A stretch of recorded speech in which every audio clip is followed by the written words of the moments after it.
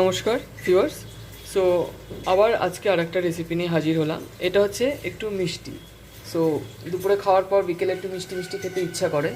So আজকে সেরকমই একটি মিষ্টি করে দেখাচ্ছি বাড়িতে। খুব ইজি, বাড়িতে মোটামুটি সব জিনিসগুলোই পাওয়া যায়, সেগুলো দিয়েই করা যায়। সো আলু আলু দিয়ে আমরা করব হচ্ছে পান্তুয়া। সো এর জন্য যেটা লাগবে, পরে জিনিসগুলো তো পরে বলছি, আগে আমার লাগবে আলু সেদ্ধ। তো আলু নর্মালি আমরা ডাইরেক্ট প্রেশার কুকারে জল দিয়ে সেদ্ধ করি, কিন্তু এক্ষেত্রে জল দিয়ে সেদ্ধ করলে যেটা হয় যে আলুর মধ্যে জল ঢুকে যায়, ব্যাপারটা নরম নরম হয়ে যায়। এক্ষেত্রে আপনার আলু সেদ্ধটা হবে জলের মধ্যে না, স্টিমে সেদ্ধ হবে। তার জন্য দেখুন কি করেছি, আমার কিন্তু এটা চন্দ্রমুখী আলু নিয়েছি, এরকম দুটো আলুই ইজ এনাফ, অনেকগুলো তাতে পান্তুয়া হয়ে যাবে। সো আমি যেটা করেছি, স্টিমিংটা এরকম হবে যে প্রেশার কুকারে 1 কাপ জল দিয়েছি, একটা গ্রিড, এটা নর্মালি 4-5 লিটার প্রেশার কুকারের সাথে এই গ্রিড এরকম পাওয়া যায়। তার উপরেই আলুটাকে দেখুন আমি ভাগ করে দিয়েছি, এই দেখুন কেটে কেটে কেটে কেটে, এই দেখুন কেটে কেটে রেখেছি, এরকম করে আমি দিয়ে দিয়েছি। দিয়ে এটাকে আমি স্টিম করে নেব। স্টিম করলে এটা যেতে হবে যে জলের ডাইরেক্ট মানে সংস্পর্শে আসবে না, তাতে আলু সেদ্ধটা একটু অন্যরকম হবে, যাতে জলটা থাকবে না আলু সেদ্ধর মধ্যে, একটু শুকনো শুকনো সেদ্ধ হবে। এই সেদ্ধটাই অ্যাকচুয়ালি দরকার। আপনারা যদি এই মিষ্টি রান্নার সময় যদি ডাইরেক্ট জলে নিয়ে সেদ্ধ করেন, মিষ্টিটি ভালো নাও হতে পারে। তার জন্য বেটার যে এইভাবে সেদ্ধ করবেন, এটাই ট্রিক্স। তো আমি প্রেশার কুকার ক্লোজ করে দিই। So pressure cooker closed. So যেহেতু এটা ডাইরেক্ট জলে সেদ্ধ হচ্ছে না, আমি একটা গ্রিড দিয়ে সেদ্ধ করেছি, তার জন্য নর্মাল জলে সেদ্ধতে আপনি একটা সিটি দিলেই চন্দ্রমুখী আলু হয়ে যাবে। এক্ষেত্রে কিন্তু সেটা হবে না, এক্ষেত্রে 2টো সিটি দেবো হাই আছে, তারপর গ্যাসটা কম করে 7-8 মিনিট রাখবো, তবেই সেদ্ধ হবে। সো একটা সিটি পড়লো, আর একটা সিটি পড়বে।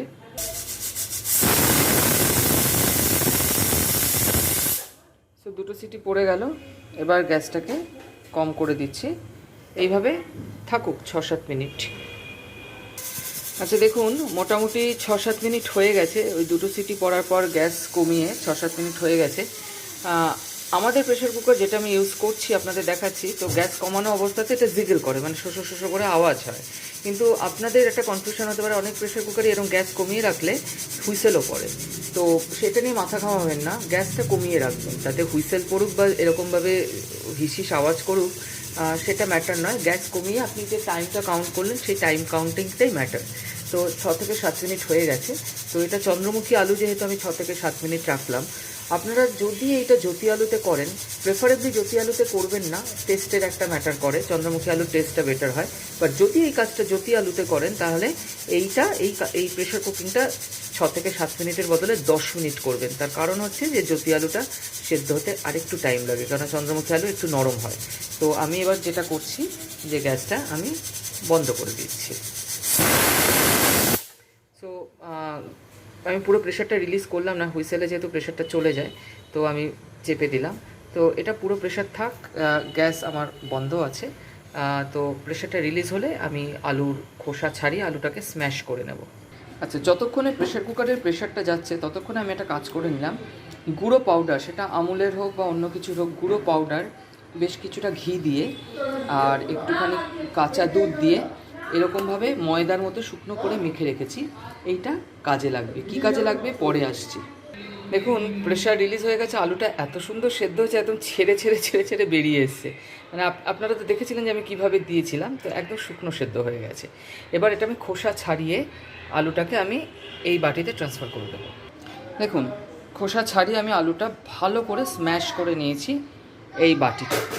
এবার আমি 2টো এলাচ থেতো করে গুঁড়ো করে, আর তার সাথে একটুখানি জয়িত্রী আমি একদম থেতো করে গুঁড়ো করে দিয়ে দিচ্ছি, এটা ভালো গন্ধ হবে। সো দেখুন এলাচ আর জয়িত্রী মিশিয়ে দিয়েছি থেতো করে, এটা মেশাবো।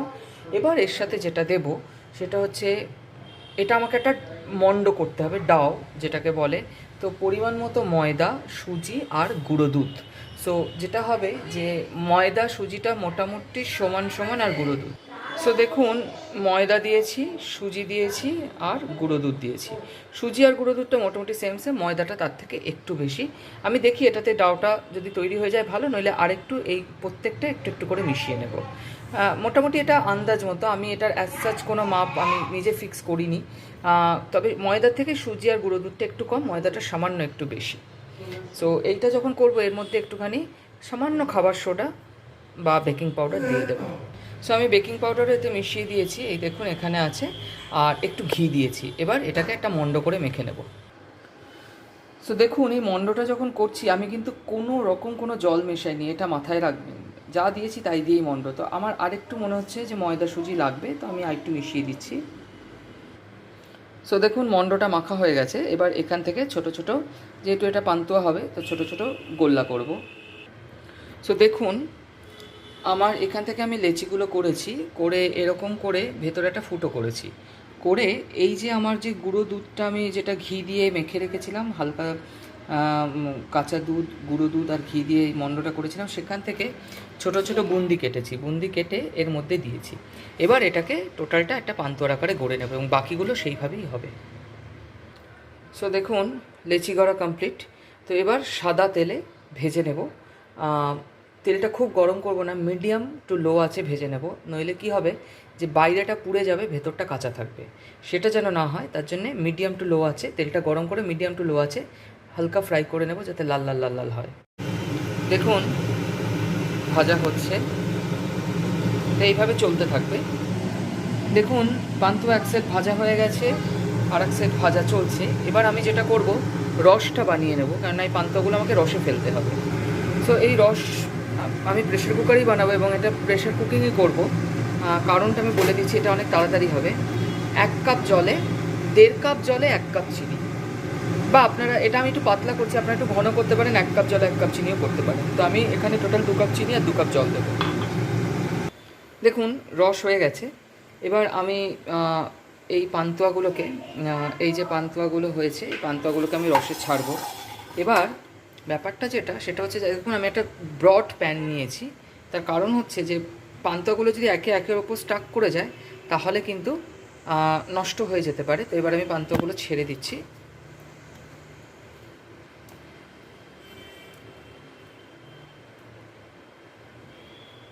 সো আমি পান্তুয়াটা ছেড়ে দিয়েছি। আপনারা যদি কুকারে করতে না চান, আপনারা যেটা করবেন, এইভাবে রসে দিয়ে ঢিমে আছে আধা ঘন্টা রাখবেন, কিন্তু আমি এত সময় দিতে পারবো না। সো আমি যেটা করব যে আমি ঢাকনাটা ক্লোজ করে একটা হুইসেল আসার আগে যে শোষো করে আওয়াজ হয় সেই অবধি ওয়েট করে বন্ধ করে দেবো। 5 মিনিট রেখে হুইসেলটা খুলে দেবো। আর এর মধ্যে আমি একটুখানি গোলাপ জল দিয়ে দিচ্ছি, তাতে ভালো গন্ধ হবে। সো গোলাপ জল ছড়িয়ে আমি এবার প্রেশার কুকারটা ক্লোজ করে দিয়েছি। সো ফুল প্রেশার আসার আগে জাস্ট যেই শোষো করে আওয়াজ হবে তখনই বন্ধ করে দেবো। তারপরে আমি 5 মিনিট ওয়েট করে প্রেশারটা রিলিজ করে দেবো, তারপর দেখি। সো দেখুন জাস্ট হুইসেলটা আসবে এরকম টাইমে আমি বন্ধ করে দিলাম। এবার আমি ম্যাক্সিমাম 5 মিনিট ওয়েট করবো, তারপর হুইসেলটা রিলিজ করে দেবো। So 5 minutes over. সো আমি এখন প্রেশারটা রিলিজ করে দিচ্ছি।